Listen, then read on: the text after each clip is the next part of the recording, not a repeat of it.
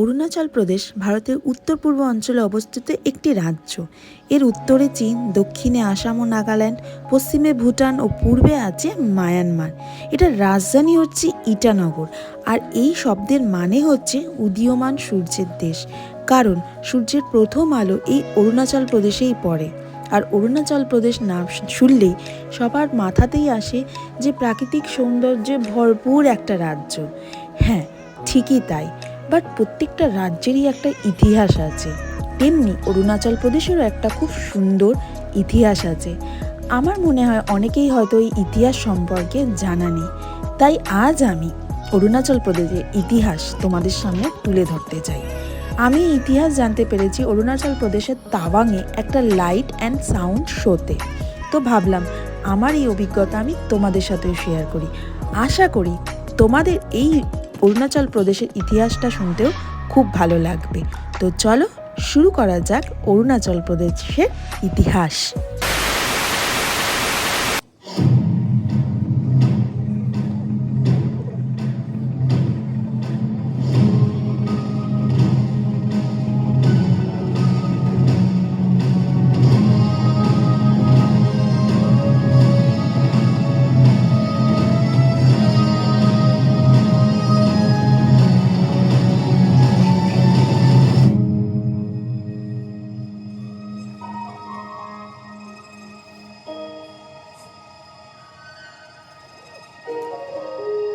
ये हिंदुस्तान की सरजमीं का वो हिस्सा है जिसकी सूरज सबसे पहले कदम नूसी करता है।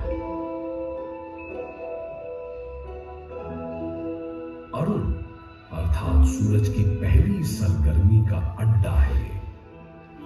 इसीलिए इसको अरुणाचल कहते हैं।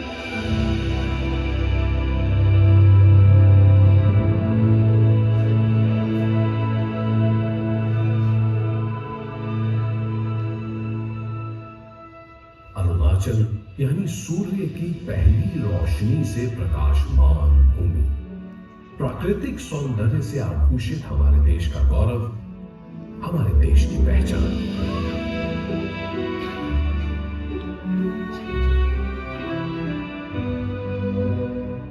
हिंदुस्तान की इस मनोहरी प्रांत की सुबह लोगों के मुख चिन्ह को अपनी सुनहरी किरणों से दीप्तमान कर आशा की नित्य नई कहानियां कह जाती हैं। यहां का ऊंचा उतंग पहाड़ बर्फ का शाही लबादा उड़े बादशाहों सा इतराया करता है। यहां के मठों से आते बौद्ध वृक्षों के मंत्र जाने कितने गुमराहों को मंजिल तक पहुंचाते हैं। अमन यहां का एक छत्र राजा है और प्रगति और समृद्धि इसके दरबार। अमन यहाँ का राजा है क्योंकि इसकी निगहबानी हम करते हैं। हम इसके प्रहरी हैं। हम यानी कि तवांग में तैनात हिंदुस्तानी सैनिक। हम यानी जज्बे और बहादुरी के वो पुतले जिसके रोम रोम में बसा है हिंदुस्तान, हिंदुस्तान और सिर्फ हिंदुस्तान।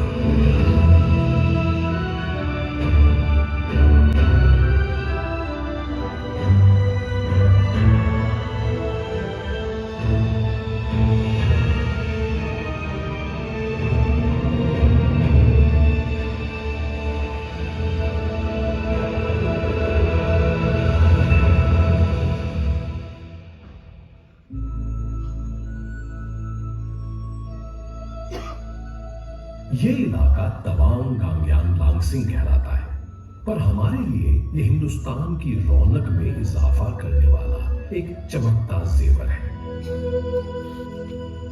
बौद्ध मतावलंबियों के इस उपासना स्थल में 8 मीटर ऊंची बुद्ध की प्रतिमा जिस बेखटक ध्यान में बैठी है उसी को सहजते हैं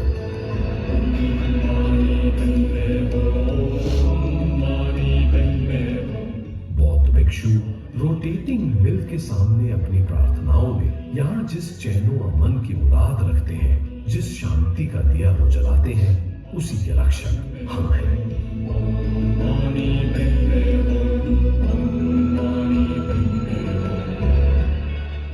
से 92 किलोमीटर दूर ये गगनचुंबी बौद्ध स्तूप, जो कि नेपाल के बोधिनाथ स्तूप से प्रेरित है, जिनयान की पुरातन लामा प्रथा का भव्य सबूत है। इस स्तूप का 186 फीट का आधार ठीक वैसा ही अडिग है जैसी कि देश के प्रति हमारी निष्ठा। यहाँ हर पल मुस्तैद है हम, क्योंकि यहाँ हवा में लहराता बौद्ध स्तूप का जो कीर्ति पताका आसमान से खुशगप्पियां कर रहा है, इसे यूं ही बेफिक्री की आजाद हवा में लहराते देखना चाहते हैं।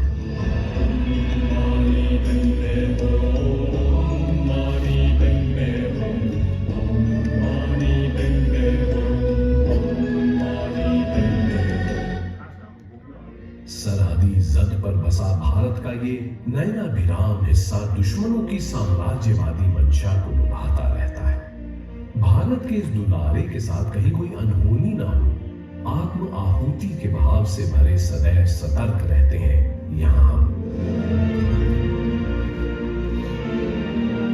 आइए आपको बताते हैं और भी वो वजह जिन्होंने हमें इस इलाके का शहदाई बना दिया है। ऐसी ही एक वजह है शुंगितसर झील, जिसे माधुरी झील के नाम से भी जाना जाता है।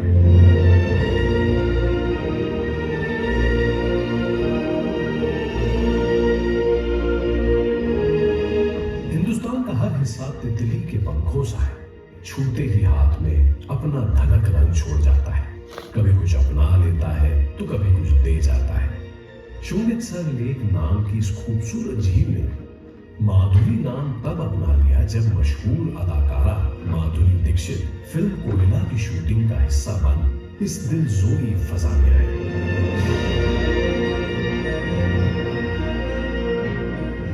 भूकंप से निर्मित इस झील में पुराने खुश्क दरख्त यूं खड़े हैं मानो सावधान की मुद्रा में हम सेना के जवान खड़े हैं।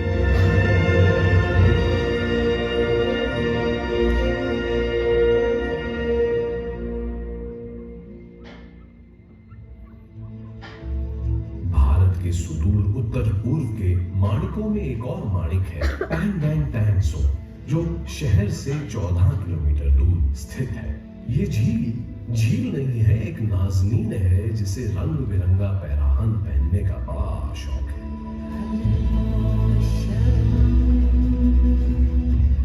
दिन के सफेद शफाफ पहलू में ये झील नीला घूंघट ओढ़ लेती है तो बारिशों के मौसम में कोहरे की चादर। अक्टूबर के महीने में फूल इसके लिबास में रंग बिरंगे गोटे टांगते हैं तो सर्द हवाएं इसे बर्फ का उजला दुशाला पहना जाती है।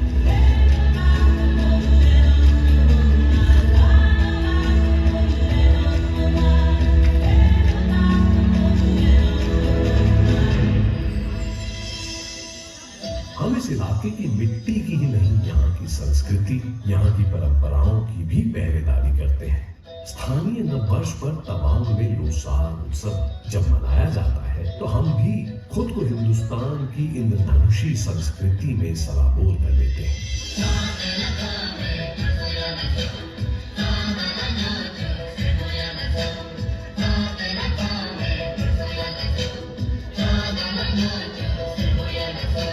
तवांग की स्थानीय जनजाति की मोनपा संस्कृति के पारंपरिक नृत्य संगीत से ताल मिलाकर हम भी खूब नाच गाते हैं और थिरकते थिरकते करते हैं उस मान्यता को मजबूत जो कहता है कि हिंदुस्तान अनेकता में एकता, मेलों मिल्लत मोहब्बत और खुलूस वाला देश है। नृत्य गायन प्रतियोगिताओं के मीठे समर से लदा तवांग उत्सव का जो छतनार पेड़ आज खड़ा है, उसका बीज बोया गया था 16वीं शताब्दी में। और तवांग संस्कृति का तो कहना ही क्या, ये संस्कृति हम भारतीय सेना के जवानों की तरह ही जीवट है जो जाने कितने विप्लवकारी सदियों के गलियारे लांघ कर हम तक आई है।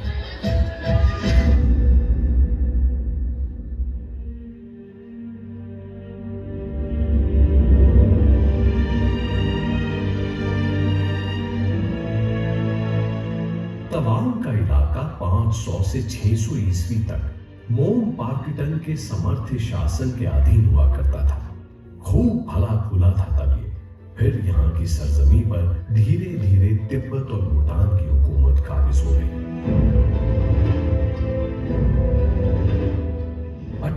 1844 में ब्रिटिश यहाँ के हुक्मरान बन बैठे।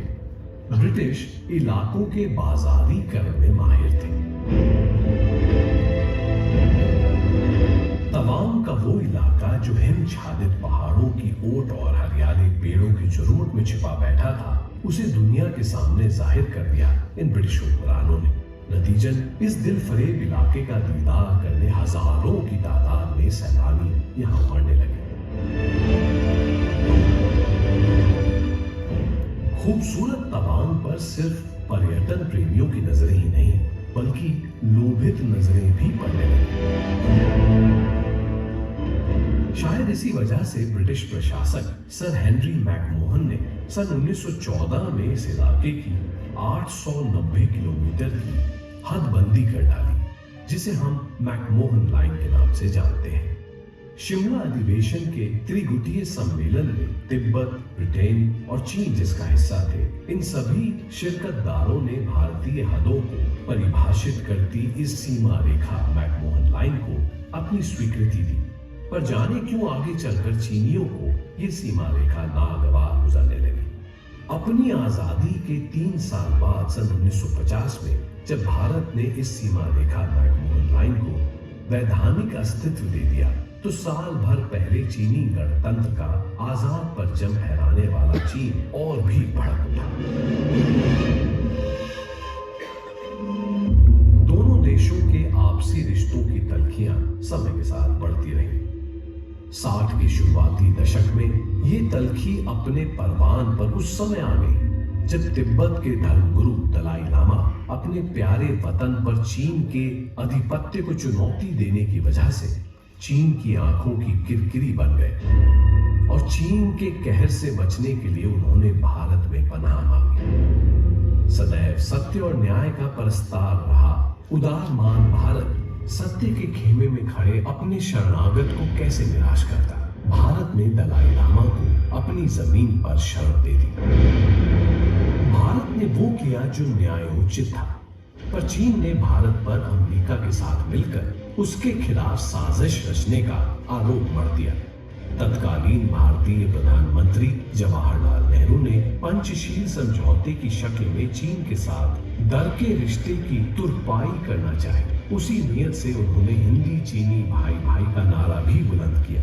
चीनी प्रधानमंत्री चाउ एन लाई ने नेहरू की इस पहल को एक सकारात्मक जवाब दिया, पर वो चीन का ऊपरी स्वान भर था।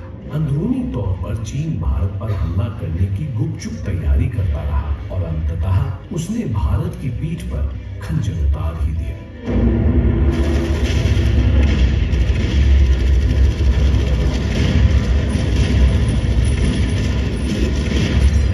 जी हाँ, सन 1962 में चीन ने भारत पर औचक्के से आक्रमण कर दिया। भारत शांति और अहिंसा की प्रतिमूर्ति बुद्ध का भी देश था। तांडव करने वाले भीषण रौद्र रूप शिव का भी। बुद्ध के अनुगामी शांति के पैरोकार भारत ने भरसक कोशिश की कि मैत्रीपूर्ण संवाद के जरिए चीन के साथ विवाद का कोई शांतिपूर्ण हल ढूंढा जाए। पर चीन ने जब प्यार का प्रत्युत्तर छल बल से देकर भारत पर युद्ध थोप दिया, तो फिर जगह भारतीय सेना की भुजाओं में बसा भारत का रुद्र।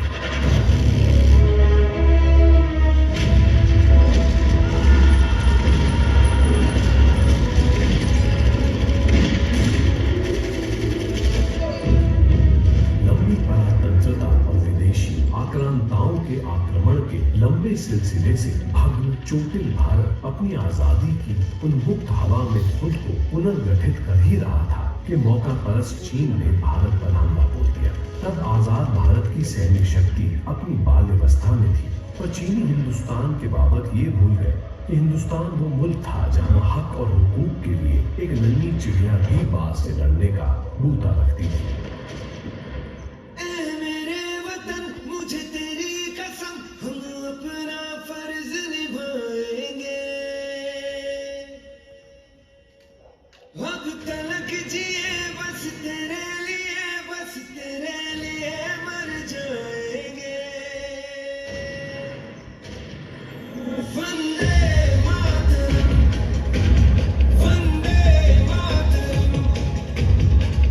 Yeah.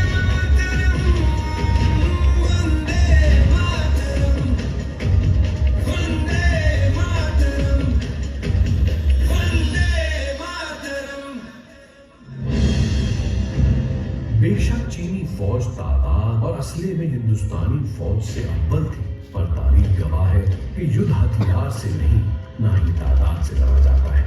युद्ध लड़ा जाता है केवल और केवल हौसले से।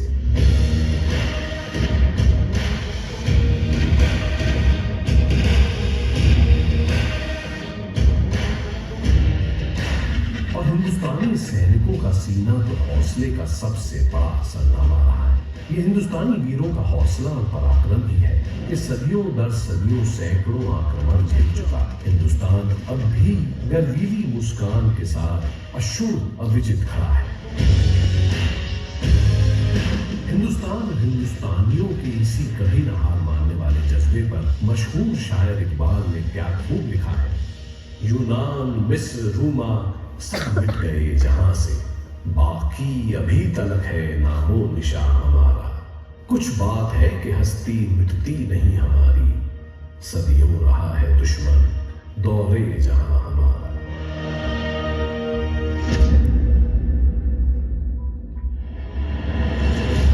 इतिहास के पन्नों में हुमकने वाले कवियों और शायरों की रचनाओं में गर्व से हिंदुस्तानी पराक्रम का एहसास चीनियों को भारतीय सेना ने तब कराया जब मारक टैंकों से लैस चीनी सेना की भारी तादाद भारत को रौंदने का मंसूबा ले भारत की जमीन पर आ पहुंची।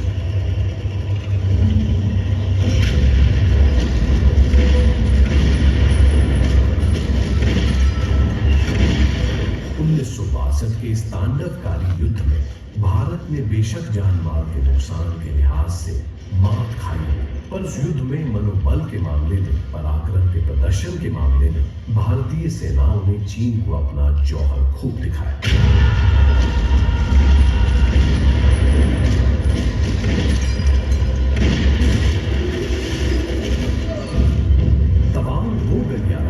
जिससे होकर चीनी फौज भारत की संप्रभुता को अपने बूटों तले रौंदना चाहती थी, पर इससे पहले कि यहां तक पहुंचे 7 इन्फेंट्री ब्रिगेड के ब्रिगेडियर जेपी दलवी के दिले राना नेतृत्व में कामिंग सेक्टर तिस्बन के जाबाज फौजी नामकाचूर नदी पार कर चीनी फौजियों के सामने ऐसे खड़े हो गए जैसे झंझावत के सामने कोई अटल अडिग पर्वत खड़ा हो जाता है।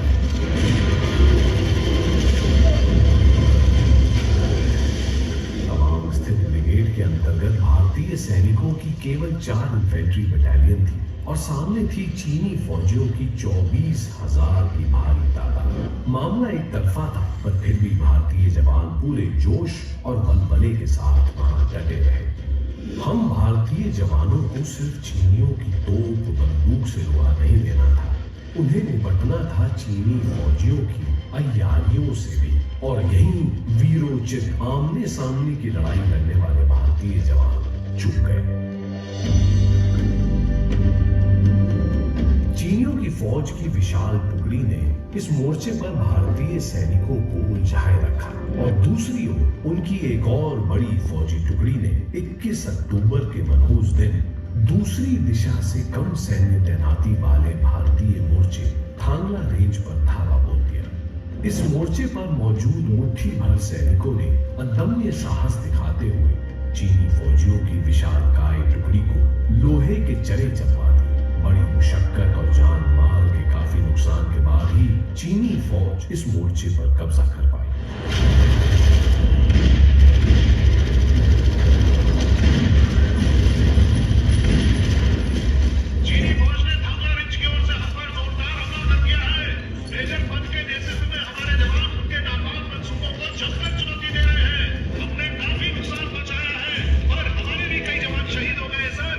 जब तक धोला पोस्ट पर महावीर प्रसाद जिंदा है, इस पोस्ट पर भारतीय तिरंगा लहराता रहेगा।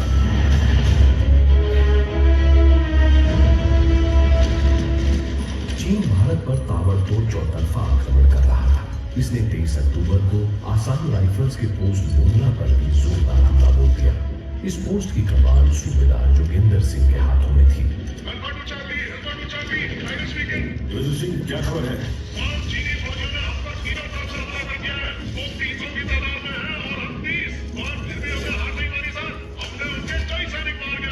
शाबाश जाबाजों, तुम किसी तरह थोड़ी देर और मोर्चा संभाले रखो, हम रीइंफोर्समेंट भेज रहे हैं।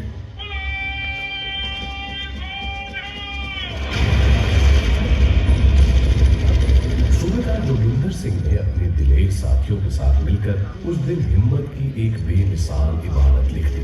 दुश्मनों से लड़ते लड़ते उनका गोला बारूद सब खत्म हो गया। बचा तो सिर्फ हार न मानने वाला हौसला। इसी हौसले के बलबूते वे अपनी प्यारी मातृभूमि के लिए मौत से निहत्ते हाथापाई करते रहे।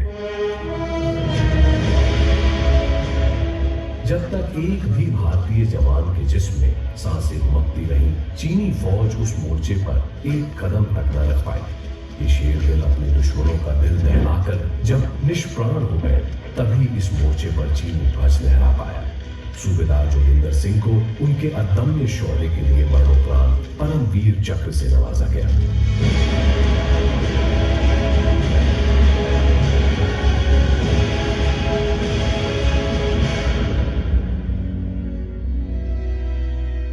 बाद में हिंदुस्तान के इस वीर सुपूत के अत्यंत ही शूरता भरे कारनामे की स्मृति में बुमला में एक स्मारक भी बनाया गया। आज भी उस स्मारक में मौजूद सूबेदार जोगिंदर सिंह की आदमकद मूर्ति गर्व की प्रतीति कराती है।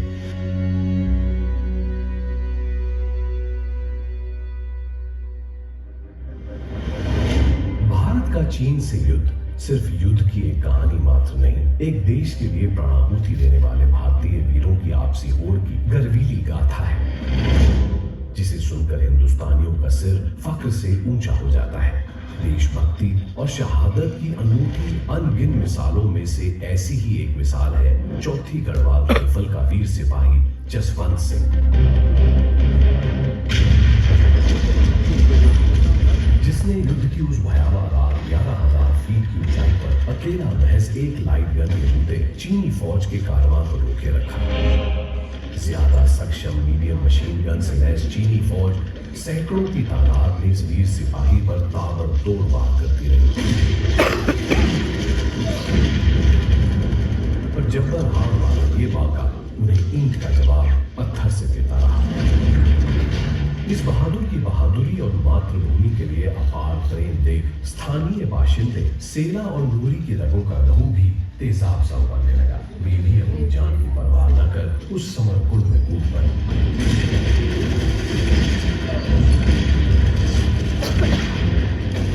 जसवंत सिंह अपनी बंदूक से एक एक कर दुश्मन को बेजान करता रहा, और जब जसवंत सिंह की गोलियां खत्म हो गईं, तो उसने निहत्थे ही चीनी फौज पर धावा बोल दिया।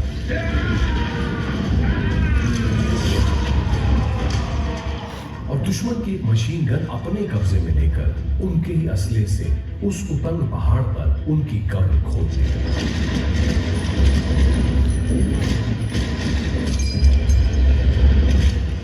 जसवंत सिंह के अदम्य साहस के आगे दुश्मन टिक न सके और 300 चीनी सैनिकों की लाश के रूप में अपनी पराजय का साक्ष्य छोड़ पे भाग गए। अपने कर्तव्य का निर्वहन करने के बाद बुरी तरह घायल जसवंत ने मृत्यु को इजाजत दी कि वो उसे अपने आगोश में ले ले। पराक्रम के इस विरले प्रदर्शन के लिए जसवंत सिंह को मरणोपरांत महावीर चक्र से सम्मानित किया गया। लेकर जान हथेली पर कतरा कतरा कुर्बान तुझ पर, झुकने न देंगे हम तेरा सर। लेकर जान हथेली पर कतरा कतरा कुर्बान तुझ पर, झुकने न देंगे हम तेरा सर।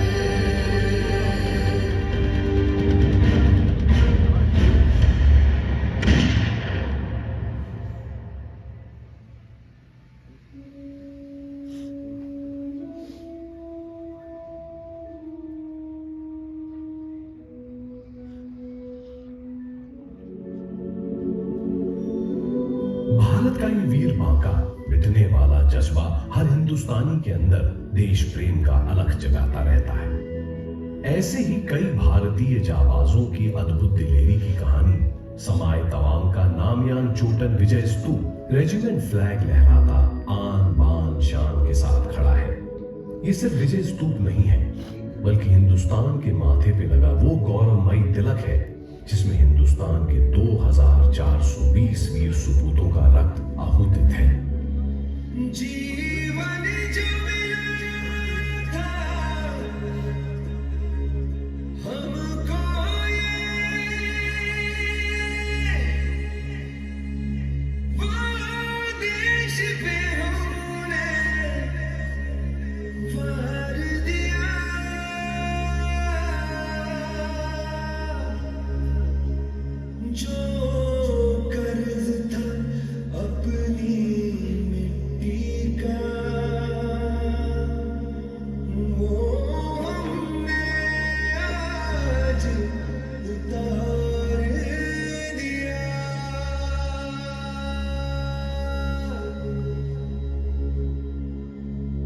गम करना नहीं खोने का मेरे, मैं सौंप रहा हूँ देश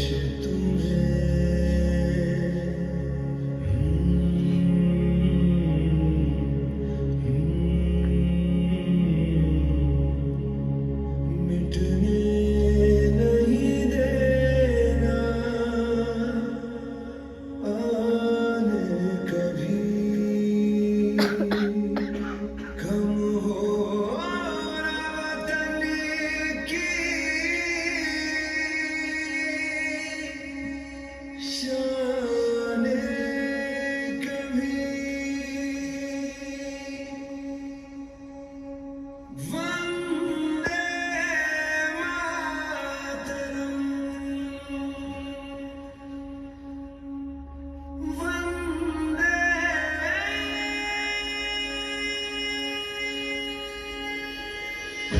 अब तक हुए युद्धों में हिंदुस्तान के हम रणबांकुरों ने रणभूमि पर अपना ऐसा जलवा दिखाया है कि अब दुश्मन हमारे हिंदुस्तान की सरजमी पर बुरी नजर डालने से डरते हैं। हम वीरों ने खुद को न्योछावर कर भारत के लिए शांति अर्जी है, चाहे सामरिक क्षेत्र हो या आर्थिक सामाजिक क्षेत्र। भारत अब तक मोर्चे पर लगातार द्रुत गति से प्रगति के पथ पर अग्रसर है। इस शांति काल में भी तवांग में तैनात भारतीय सेना का हमारा कर्मठ ब्रिगेड आराम की गोद में नहीं बैठा है, बल्कि इस खूबसूरत पर दुर्गम इलाके के उत्थान के लिए सतत प्रयत्नशील है। इलाके की किसी भी आपात स्थिति में हमारा ब्रिगेड संकट मोचन बन फौरन पहुंच जाता है, चाहे पर्यटन को बढ़ावा देकर यहाँ के बाशिंदों के लिए रोजगार पैदा करना हो या इलाके की सद्भावना और समरसता को सींचना सहेजना हो। तवांग ब्रिगेड तवांग के चौतरफा विकास के लिए पूरी तरह से प्रतिबद्ध है। हम तवांग ब्रिगेड के जवान बीमार और प्राकृतिक आपदाओं से ग्रस्त लोगों के लिए ही नहीं, बल्कि पालतू पशुओं के लिए भी हर संभव मेडिकल और राहत शिविर लगाते हैं। हम जवान सैनिक स्कूलों की परीक्षा के अभ्यर्थियों और सैनिक बनने के इच्छुक किशोरों का मार्गदर्शन भी करते हैं, ताकि युवा पीढ़ी से हम जैसे वतन पर जान निसार करने वाले दीवानों की और खेप आ सके। हमने जवानों के अनाथों की परवारदारी के लिए मंजूश्री फाउंडेशन की स्थापना भी की है। इस फाउंडेशन के बैनर तले भारतीय सेना की सरपरस्ती में बेसहारा बच्चों के न केवल रहन सहन भरण पोषण की व्यवस्था है, बल्कि आर्मी स्कूल तेजपुर में इन बच्चों की शिक्षा का प्रबंध भी किया गया है। हम सैनिकों द्वारा संचालित इसी तरह का एक अन्य स्कूल है विद्याश्री स्कूल, जहां दिहाड़ी पर काम करने वाले गरीब मजदूरों के बच्चे अपनी नन्ही आंखों में पल रहे खुश ख्वाबों को भुनाने की दिशा में प्रयासरत हैं। अमन के गुलशन में गुंजों को सहेजते हम सैनिकों को देख ये मत सोचिएगा कि हमारी बाजुएं जंग आलूदा हो गई होंगी। हमने पिछले युद्धों से सबक लिया है कि शांति शक्तिवानों को ही शोभित है, उन्हीं की पहुनाई करती है, और इसलिए हम सजग हैं, सतर्क हैं, अपना बाहुबल बढ़ाने के लिए सतत प्रयत्नशील हैं। दुश्मन चाहे कितना भी बड़ा क्यों ना हो, भुजंग चाहे कितना भी विशैला क्यों ना हो, हम उसका फन कुचलना जानते हैं। जय हिंद। वंदे